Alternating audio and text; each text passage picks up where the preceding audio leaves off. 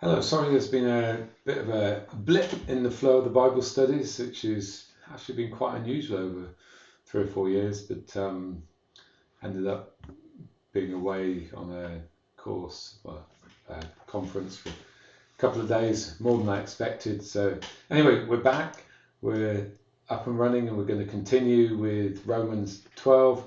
I'm going to be looking at verses 14 onwards, and yeah, this really does get down to some nitty gritty challenges, and it challenges us in how we live, and particularly how we live when the people or situations we're living around might not be so comfortable and easy to deal with, and possibly when people are against us, people are saying things, doing things that we have a perception even that people are our enemies, whatever it is, those sorts of things. So this really is getting into tackling that sort of thing. And what does it look like under the banner? The heading is "Love must be sincere."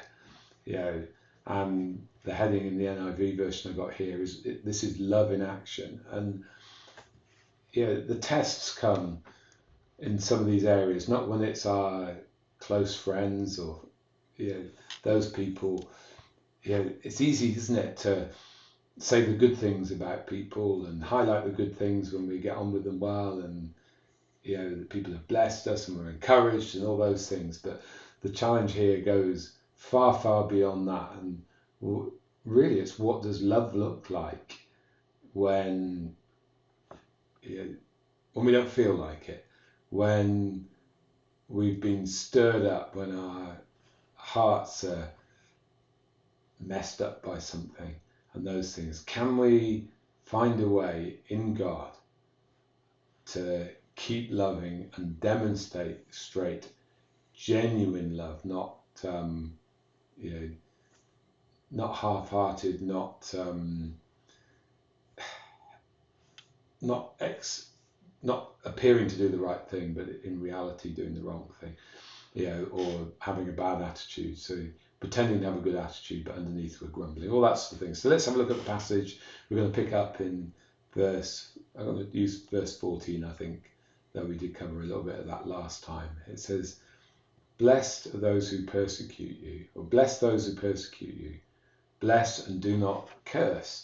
And you start looking at that, and so that's saying if someone has a bad word, that's a curse. A curse is a bad word against you. Then you're to bless them, not curse them. You're not to go tit for tat. It's not a case of you've spoken badly about me, I'm going to speak badly about you. But it's being someone that under pressure, in the pressure pot, will be blessing people that maybe aren't blessing you. So this gets really practical. This is hands-on stuff. I want to encourage you to just have a think. Are there people in any situation and walk of your life where you feel like they're a little bit against you for whatever reason? It might not even be the reality. It might just be a feeling, or they've said something that's upset you. Now, how are you going to talk about them? Not just to their face, but how are you going to talk about them when they're not there? How are you going to talk to them, to your husband, your wife, about them, to your husband, your wife, your friend? Are you going to bless them? Are you going to see the good in them? Are you going to take a position of blessing even when you feel like, taking will have a good moan about them? So there's the first line of challenge there in love. Bless, not curse. And it goes on, it says, rejoice with those who rejoice. Now, a lot of the time, it's really easy when someone's rejoicing. It's really easy to join them in their celebration. One of the children have succeeded at something, and you celebrate with them. It's exciting.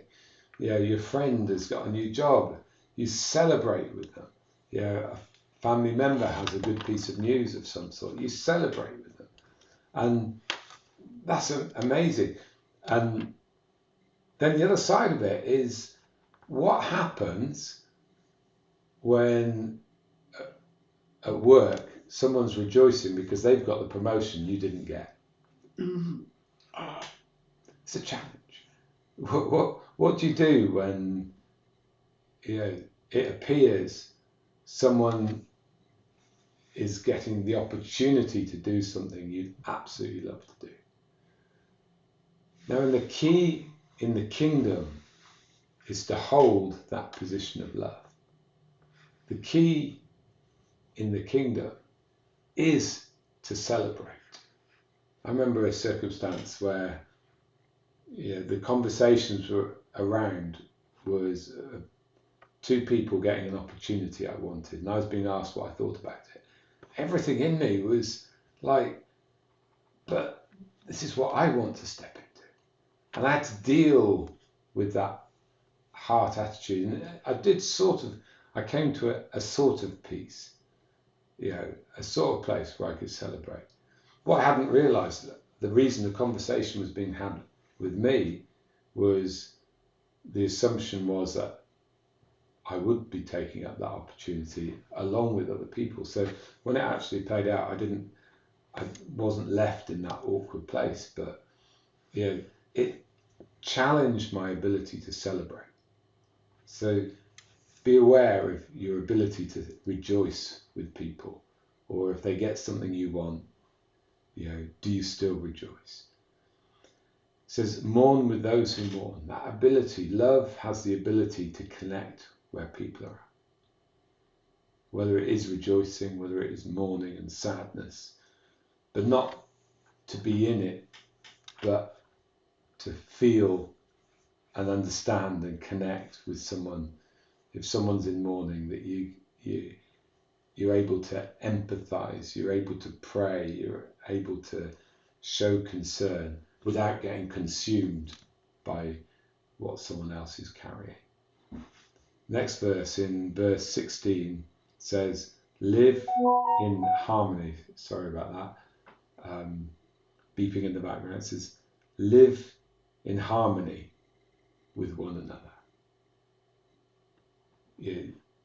Not just your friends,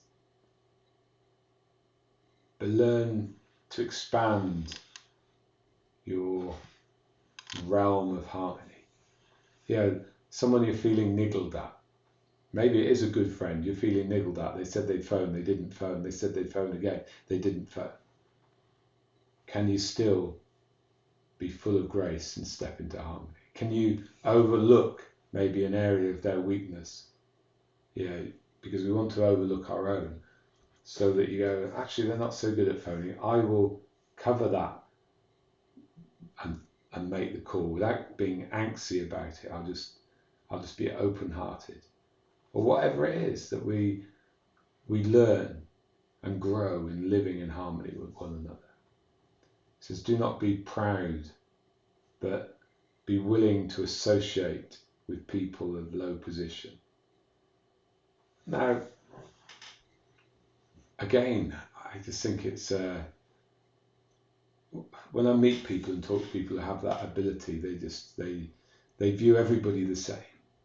They don't hanker after position, and they don't treat other people depending on position. I'm sure we've all had those experiences where someone talks to us until they see the better person to talk to, or something similar.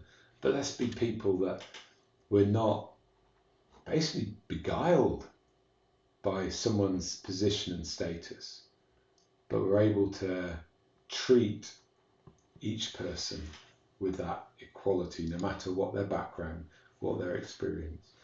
That the person that is struggling with life, compared to if you meet someone who is famous and well known, that you treat them with the same openness and goodness of heart. That's what it means, when we're willing to be with whoever, no matter what. Bless you. That's spot on the 10 minutes. So I shall stop there and look forward to being with you next time. Bye for now.